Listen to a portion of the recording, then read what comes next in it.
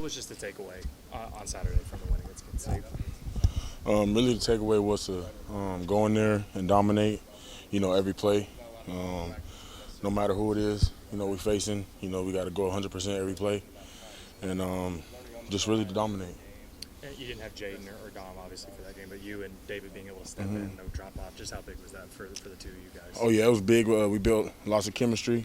You know what I'm saying? We still talk about all the plays that didn't happen last game.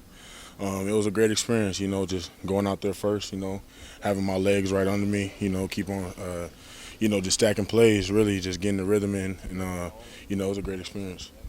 The nameless, faceless opponent kind of cliche line is always used around here, but this week different for you guys. I mean, obviously Texas, the rivalry, everything that goes into Cotton Bowl.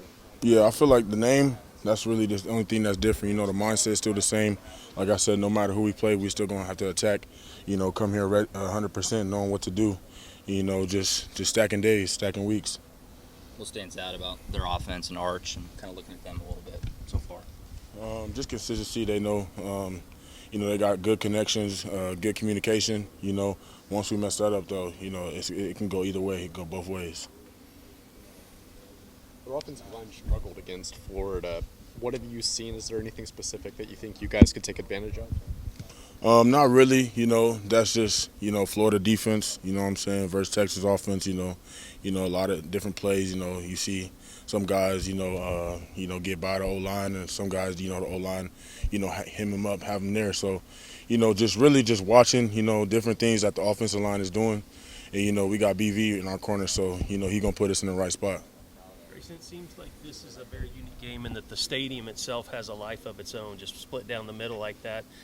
Is it different handling momentum in this game when you have a swing one way or the other? Do you have to be stronger mentally to kind of go through a game like this with the momentum swings? Oh, yeah, definitely. Mentally, I feel like every game you got to be strong, you know what I'm saying? But, we got half orange, half red, it's either, that's how life is. Some going to be on your side and some not.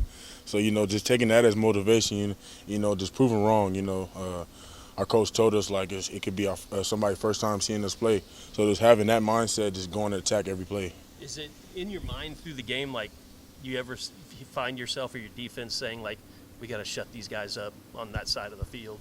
Oh, yeah, definitely. That's every play. We got to shut them up. That's our mindset. Every time we go out there, we got to shut them up, 3 and out.